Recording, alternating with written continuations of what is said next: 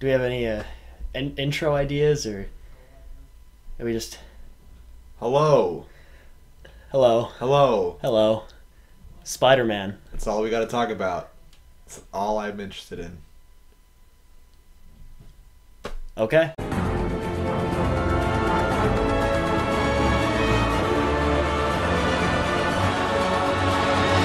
So Spider-Man, the original Spider-Man trilogy, Sam Raimi's Spider-Man trilogy. I haven't revisited this in a long time. So what is your nostalgic connection to these movies? Well, ever since I was a young boy. The first ever superhero that I loved was Spider-Man. I remember a very prominent story of that day was when my family bought me a whole Spider-Man outfit, like, for my birthday. But it wasn't like, a costume. It was literally like Spider-Man shirt, shorts, underwear. Right. And I felt so happy for it that I showed all the neighborhood kids my underwear. That's super cool. That's super cool. It was probably a year ago. Uh-huh. Yeah, I'm kind of in the same boat. I always loved Spider-Man. Batman was always my number one, but Spider-Man was a close second. And these movies in particular, I actually have that common kid thing where I was more connected with the sequel than an actual original movie. Spider-Man 3. Because Spider-Man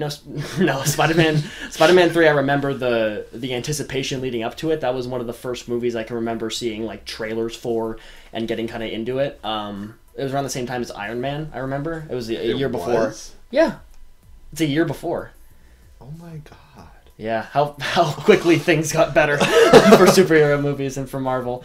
Oh wow. Yeah, I was always really into Spider-Man 2. I think that was the first one I got, like, on DVD, and I would watch that over and over again, and I got Spider-Man 1 later, and then watched that over and over and over again. But I wouldn't say this is one of those trilogies that is, like, seared into my brain. It's not, like, essential childhood viewing. There are some things like that, like Shrek, for example, but I don't have like this passionate defense for it that like a lot of people will instantly jump to for this. This doesn't strike the same chord in me, but I still have a very sort of nostalgic connection to it. Oh no, for me, I'd say Tobey Maguire for some reason is my favorite Spider-Man. Tom Holland is getting there. I don't know why. I don't like Andrew Garfield that much. It's because the movies are garbage, James. That's why you don't like Andrew Garfield.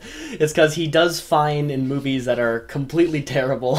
Andrew's doing fine now that he's out of that. I heard Hackjaw Ridge or whatever it's called. Hackjaw Ridge was great. I loved Hackjaw Ridge. So Spider-Man 1 is kind of, in many ways, a template for like the modern superhero movies. It set a tone because you contrast it with the other ones that were out at the time, or in the early 2000s, late 90s, like Blade or Daredevil and stuff like that, where it's like a little more darker, a little more serious, or X-Men even too on the Marvel side of things. Wasn't it the one that you like used CGI like in a new type of way that made it?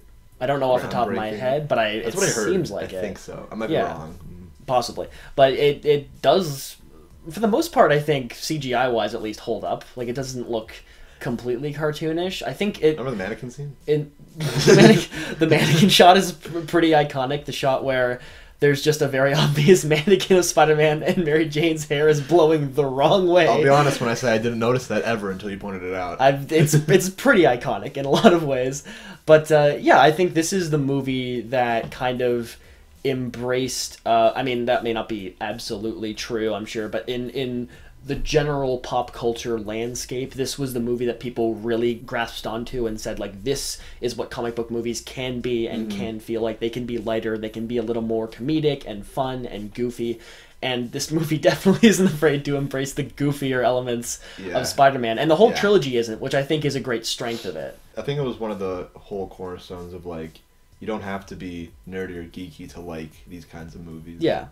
And there were, I think, especially in something like X-Men or Blade or Daredevil, there's this idea of almost being like embarrassed by what you're making and trying to make it sort of cool and dark and edgy. And that was a trend that was continued on till the era of The Dark Knight, and then every sort of bad comic book movie afterwards, especially the earlier DCEU movies, tried to emulate that. But I like Batman vs. Superman. I will say that. I don't know how I saw it in theaters at like 10 at night with my buddy, and I appreciated the story more than the action. You appreciated the story. There was a jar of piss, man. You're a lost cause. Why did I decide to do this with you? Why do I subject myself? Batman vs. Superman. Good movie. He also liked Venom. I Venom want that was on a the great record. movie, It was and not, he liked it too. I did It's true, he did. not. I want it on the record. I want it on the record that he liked Venom. Can we stay on topic? Dude, that symbiotic relationship Shut up. Shut your goddamn mouth. is so beautiful. No. The reason that they are so good together is because, as stated by Venom, they're both losers. Okay, that's enough of that. That works. It That works. doesn't Spider-Man 3 didn't do it right. Venom didn't talk. That's what it was missing. We'll get there. We'll get there. We're on Spider-Man 1. Fine, we'll get back to Venom. Yeah. The thing about this trilogy is it's hard to separate from the memes. That's the main challenge I found going back to it and trying to like seriously think about it and evaluate it. I have seen so many scenes of this movie redone and used as punchlines of videos and jokes of videos, and like I'm something of a scientist myself. You know, these specific lines that become memes. It becomes hard not to laugh, which I think we found when we were doing those initial commentary videos. It was hard not to laugh at almost every famous line. But yeah, I think Tobey does a great job in this role. He's very sort of shy and soft-spoken. He sells this idea of being like an outcast very well, and a nerd, and it's pretty surface level. They never really dive into him being like super intelligent, which is one thing I feel is missing from this movie. I'm not a super comic purist or anything. I don't think he needs the web shooters he needs to build, but that's a pretty good way of shorthand saying he's really smart, he's good with technology. Yeah. But they just give him the organic web shooters in this, which was probably just...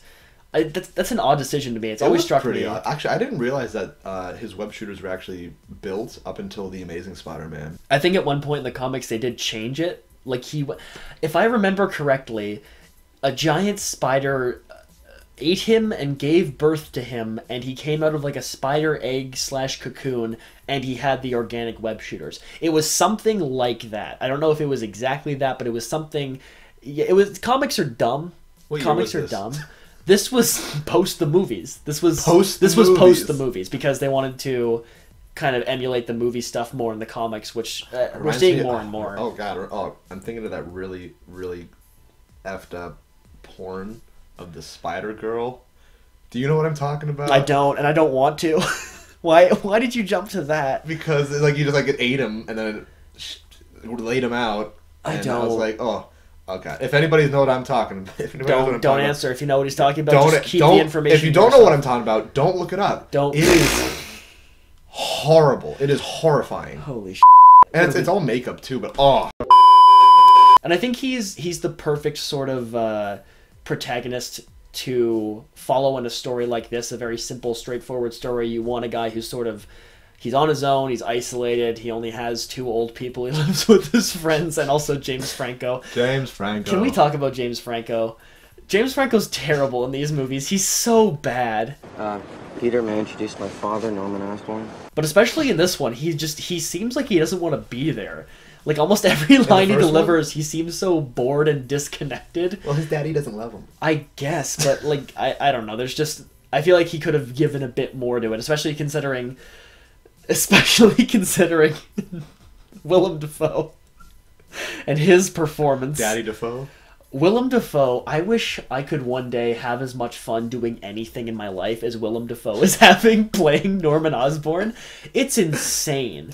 He's like when he's talking to himself in the mirror. The mirror scene is the best scene in any movie ever. I'll defend that. I will absolutely defend that.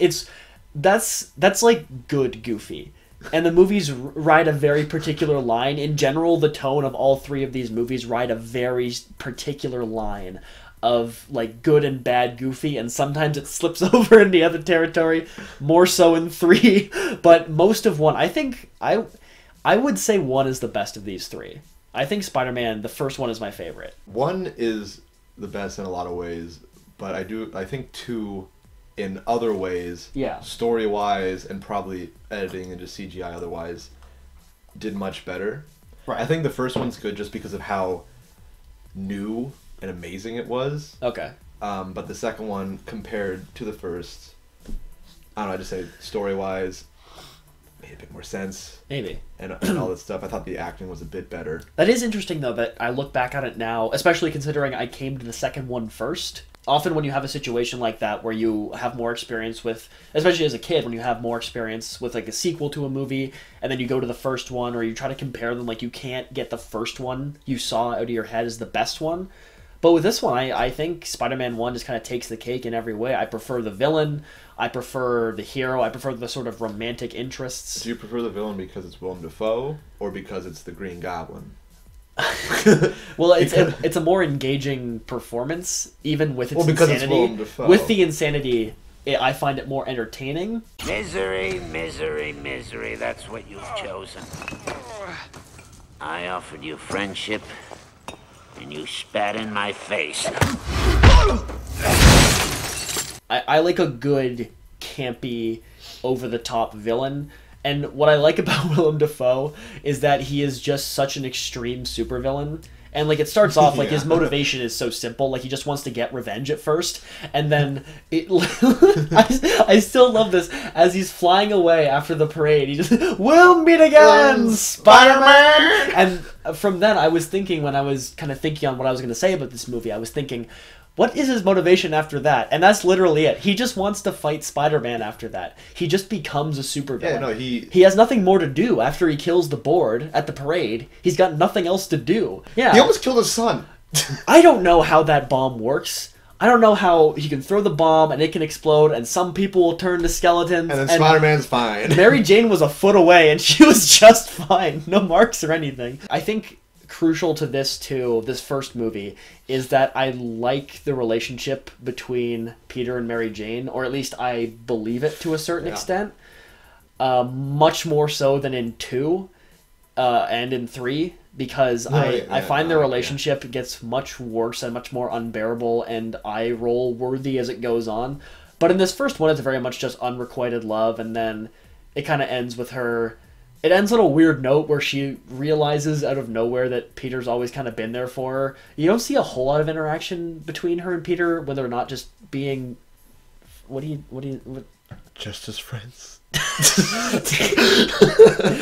the end, they're only just friends. It's true. It's tragic. It doesn't really develop, but it just, you kind of believe in them. You want them to get together. You like them both on their own ways. Like, she's pursuing her dreams. He's kind of finding himself, and you feel like this could culminate in something. And then ultimately he realizes that he has to protect her and like he can't have her in his life. And that becomes him like putting himself or putting her before him in his own way. And it means they can't be together. It's layered. It's interesting. I like it in its own way. It's very charming. Yeah, so what you're saying is that throughout the second and third movie, the relationship, specifically Mary Jane, becomes trash.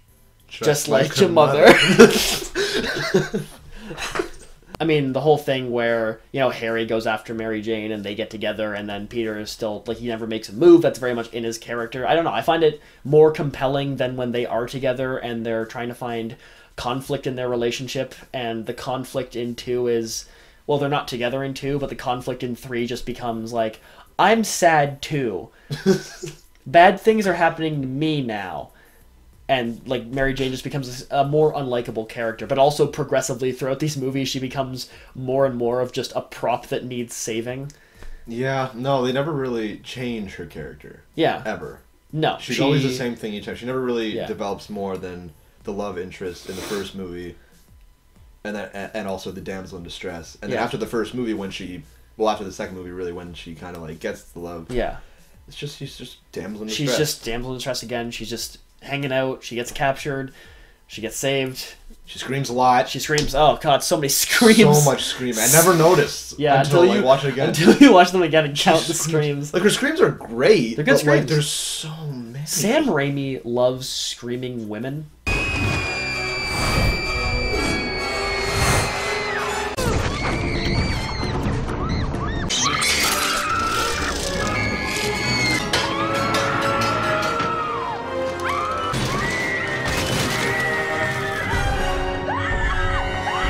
Have you seen the original trailer for this movie, the 9/11 one?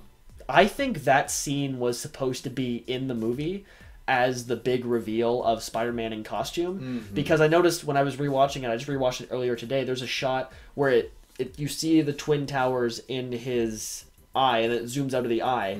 There's a shot like that in the movie, but the Twin Towers aren't in it. I wonder why. So well, James, it's because they were no longer there. It's because suddenly they became not there. This movie feels, maybe just because of nostalgia and like when it came out, but it feels very classic. It's so simple and so straightforward in its like origin movie structure. Yeah. And it sets a lot of precedent. I think it set a lot of precedent for tone for comic book movies as a whole, especially with Marvel. And, you know, DC tried to emulate it with their earlier projects before they went full Dark Knight and, you know, terrible, awful. Stay down! If I wanted it, you'd be dead already. But what you see in this and you don't see in other comic book movies now is just the outright, like, insanity that Sam Raimi brings to the table. Like, just goofy, crazy stuff that I love, and it's... We'll get to there. We'll get there. Don't worry. It's, again, more so in 3, but peppered in 1 and 2 is just weird little stylistic things that I don't think you would see in, like, a modern Marvel movie where they're played very straightforward and simple. You see little moments of experimentation that are really interesting. Do you think there's a better character, a more pure-hearted, wonderful character than Uncle Ben in this movie? Do you think any man in this world is better? Peter. In this movie, or like the world in any overall? movie ever, do you think there's a character who's more wholesome than Uncle Ben? Because I don't think there is. He's amazing. Cliff Robertson is perfect for Uncle Ben. He is pretty good Uncle Ben. He is the Uncle Ben to me. Like, he is my default thought. Like, Martin Sheen did all right. Charlie Sheen? Yeah. Charlie Sheen, cast Charlie Sheen as Uncle Ben. And they could do it. Oh, can you imagine? Charlie Sheen as Uncle Ben. Oh, do it. Sony, Marvel, do it. If you don't, we're not going to do anything. You'll We're always gonna be trash. Just like your mother. The action is pretty good. Surprisingly good. I think it held up a lot more than I expected. Like, just the fight scenes in general, they're pretty well composed, and like the parade is like classic like comic book action, and the bridge scene is pretty well put together. Although it pretty much, it's just Spider-Man getting punched and almost dropping things over and over again. You mess with one of us, you mess with all of us. That's what I'm talking about with goofy cheesy stuff. Like that, like when all the New Yorkers are throwing things at the green, like this Goblin Man. What do you think they thought? Put yourself in the minds of these characters. God, it's so dumb. This movie is. Where the hell did they get all that stuff to throw? It's of New York. There's debris everywhere. Well, oh no, it was. I see how you're bringing it back.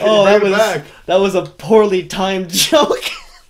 And the final fight, especially, is fantastic. The final, God, that might be the best fight in any, just the best fight in any Spider-Man movie. I come back to it like randomly throughout the months. Like, you know what I want to watch right now? The ending fight scene of the first Spider-Man. I like that there's no music. The sound design is great. Just the Green Goblin's just tearing through him. Mary Jane and I are gonna have one hell of a time. I will admit, where does he get that? I don't know. He just had a spear. Technology. He has magic technology. You're right. He does have a goblin mask. He does. That goblin mask also came out of nowhere. They never once state where he got it. No. They show you the suit. They show you the glider. Is that the mask they were planning on manufacturing? Because that's the only thing I can think of. I don't know. He has a bunch of masks in his home. Maybe he just had that one lying around. With the same exact color scheme. Exactly. And metal work. I said maybe. He is rich. Maybe he just likes goblins. Where'd he get the idea for Green Goblin? Yeah, why wasn't it just like a mask or something? Well, I think originally they were gonna have it be like a full prosthetic animatronic head, and there are tests of that. Have you seen those? I have. Yes. Yeah, and it looks terrifying. Like, it would be insane if they actually got that to work. Movie, then, no. It would. I mean, it would have been way more effective than that goofy Power Rangers mask. But I mean, that's how it was in the comic books. But sort of. You didn't have the organic web shooters in the comic books either. Yeah, they take a lot of liberties in this. Yeah, I think this movie is just, it's a level of fun that really works. Yeah. And like, you see in some comic book movies now here and there, and it's starting to come back in. Something like Guardians of the Galaxy is more fun, but with like the Iron Man movies, the Captain America movies, there's a very dramatic undertone. But when you're just introducing Spider-Man, it's a very simple Spider-Man versus villain thing. It works. It works very well for what it is, as an introduction to this character, to this world, and the world itself is populated by very memorable side characters, again, which is very rare in comic book movies. I like all the side characters in here. I like Aunt May. I like the whole staff at the Bugle. Like, those are characters distinctly in my mind. Like Jameson and Robbie and Shut up. Ted Raimi. Yeah, Hoffman. Ted Raimi, Sam Raimi's brother. plays Hoffman. yeah? Yeah, it's Ted Raimi. And Elizabeth Banks, pre her greatest role ever as Rita Repulsa in Power Rangers 2017, the greatest film ever made, objectively. You liked Venom. You can't... I liked Venom because it was good. You see what I have to deal with on a daily basis. Overall, final thoughts on Spider-Man. Overall, what would you say? Would you say it holds up, it's a good beginning, and it is a sincerely still, beyond the memes, beyond the jokes, beyond the passage of time, beyond behind all nostalgia, that stuff, legitimately a good, solid comic book movie? Oh, yeah, no. I think it still holds up. Right. I think, definitely for its time, it was absolutely amazing. Yeah. And Ant-Man's got a fat ass.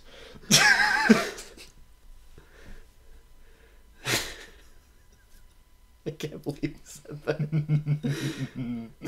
I live in pain every day. Every day is a new agony with James.